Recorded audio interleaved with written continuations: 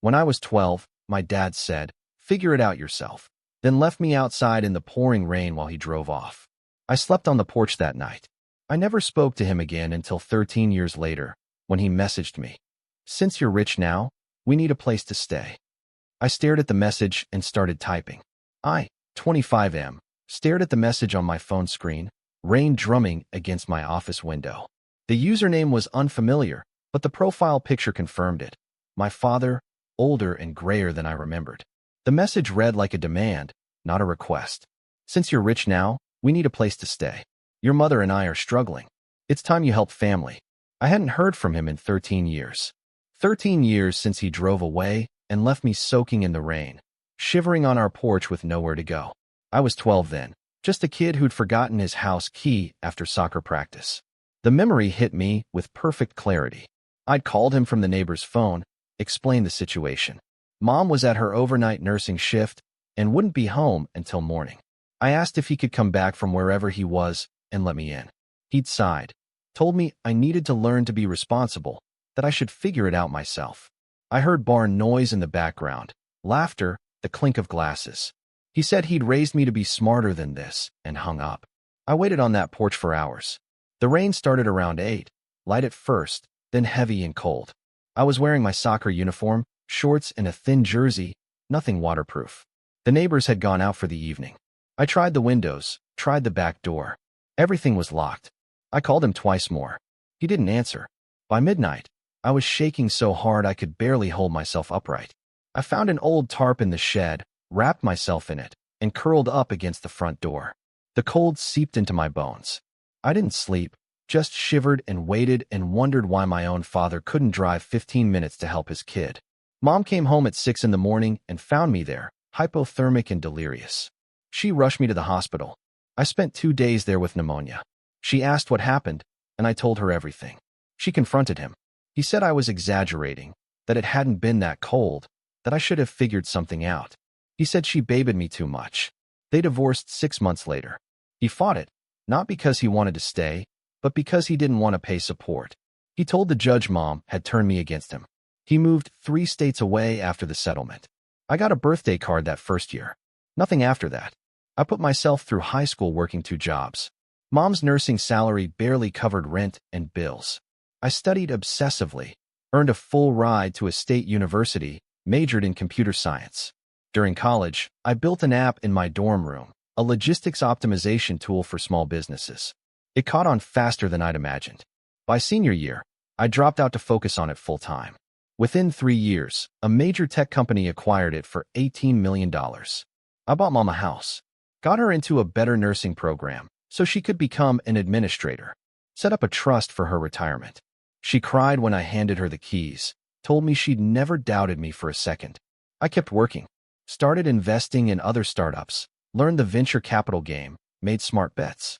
By 25, my net worth had crossed 40 million. Articles got written. Local business magazines featured me as a success story. My social media following grew. I rarely posted, but when I did, people paid attention. Apparently, my father had been paying attention too. I read his message again. We need a place to stay.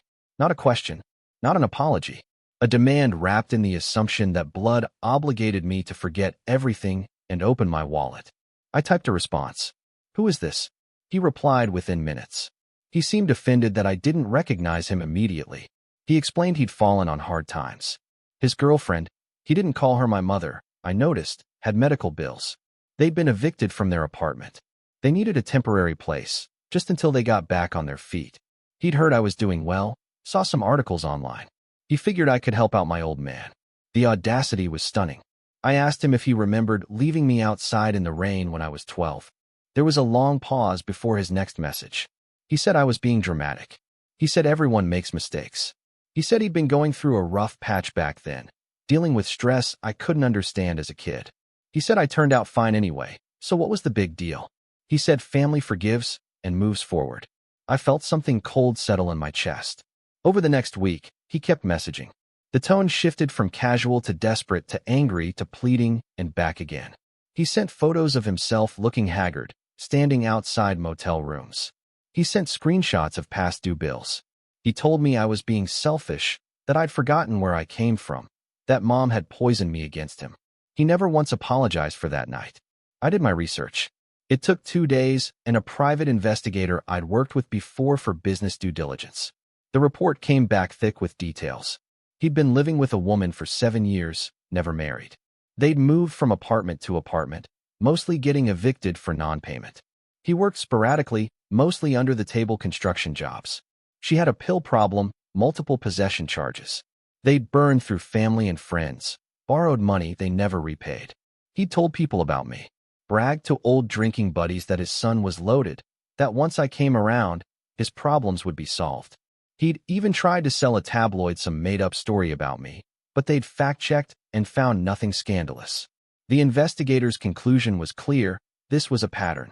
He'd coast until hitting bottom, then find someone to exploit. Now he thought that someone was me. I scheduled a meeting, told him to come to my office downtown, professional building, 20th floor. I didn't offer to put them up in a hotel first. I wanted him to show up exactly as desperate as he claimed to be. He arrived with the girlfriend on a Tuesday afternoon. She looked tired and wary. He looked nervous, trying to hide behind bravado. I had my assistant show them into the conference room, offered coffee they both accepted too eagerly. I sat across from them with a folder in front of me. I didn't open it yet. He started talking immediately, thanking me for seeing them, explaining their situation with the same details he'd texted. The medical bills, the bad luck, the eviction. He painted it as a series of unfortunate circumstances entirely beyond their control. He called me son, repeatedly, like the word might trigger some instinct toward loyalty. I let him finish. Then I opened the folder.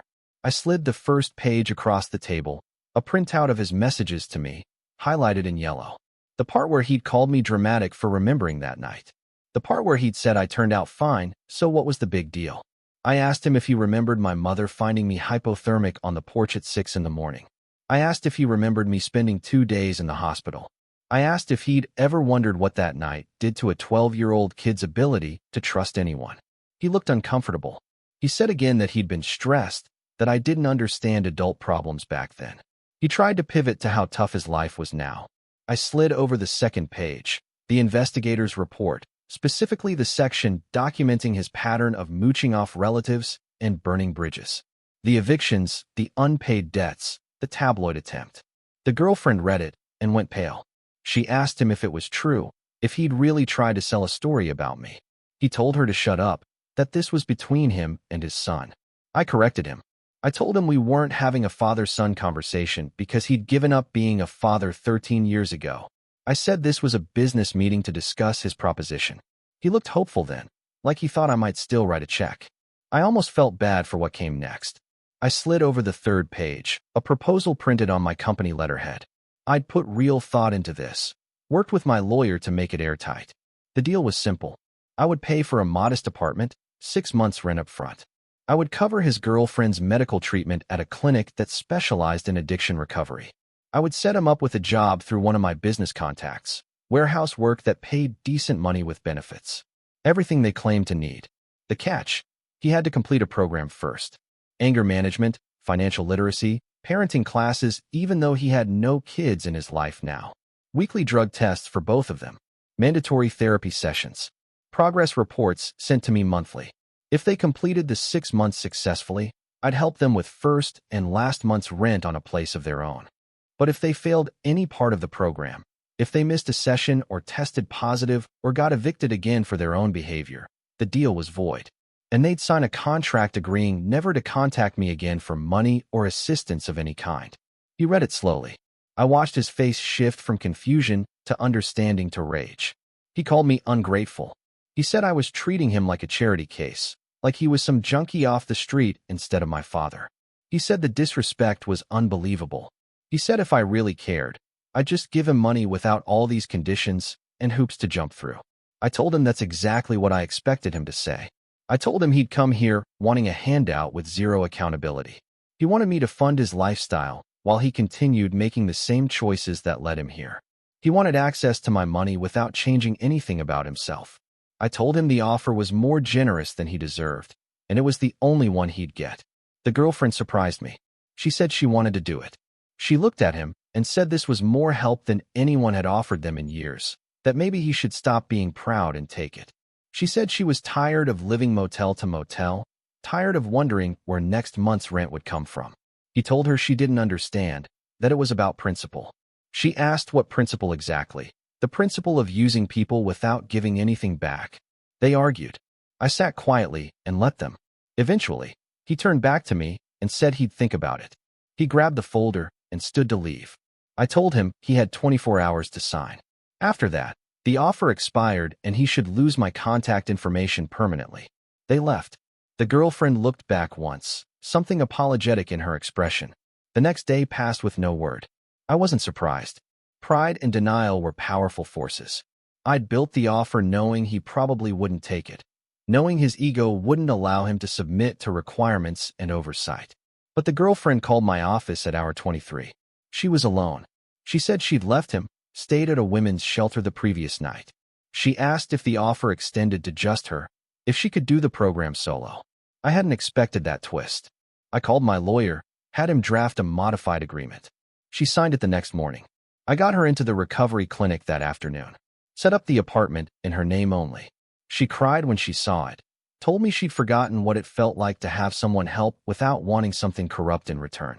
My father called 2 days later, furious. He accused me of stealing his girlfriend, of manipulating her against him.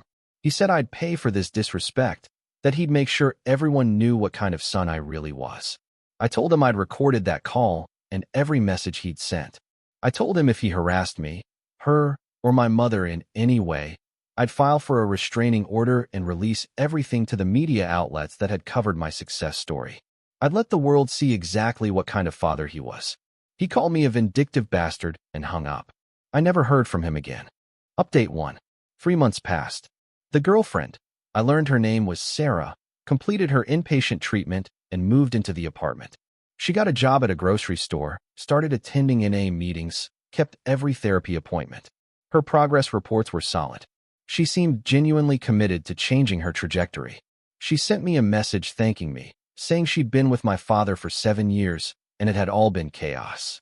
She said getting away from him felt like waking up from a nightmare.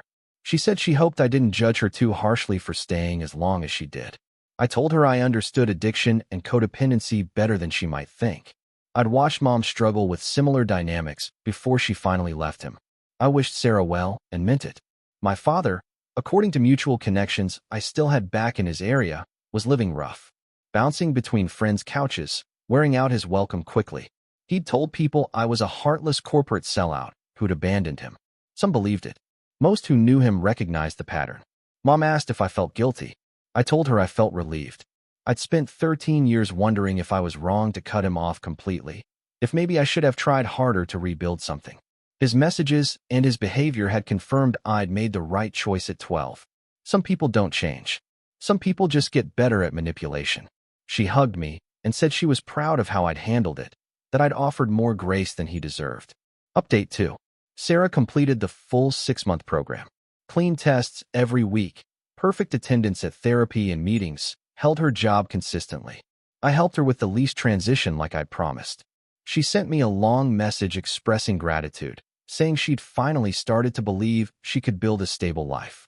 She mentioned my father had tried contacting her multiple times early on, leaving voicemails that alternated between apologies and accusations.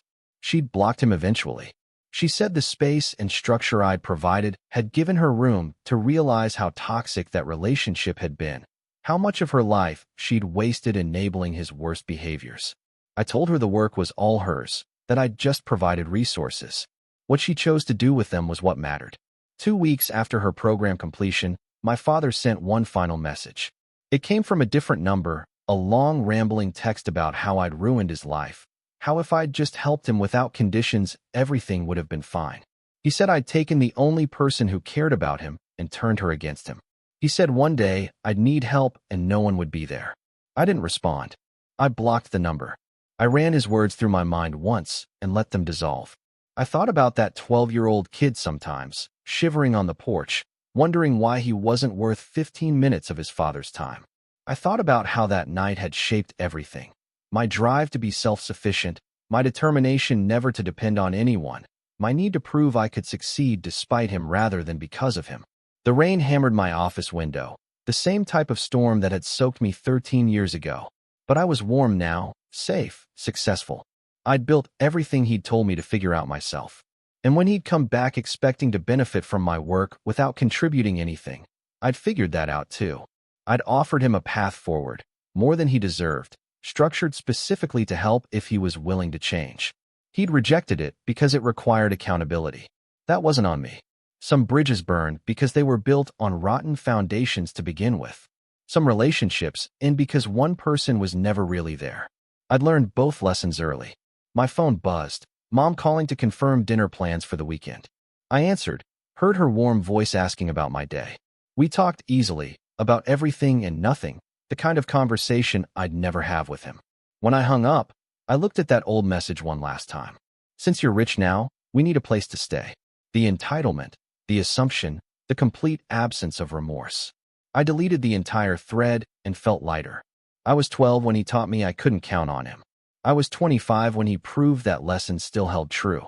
And somewhere in between, I'd learned the most important thing: I didn't need him to count on. I never had. The rain continued falling outside, but I was warm and dry and exactly where I'd fought to be. That was answer enough.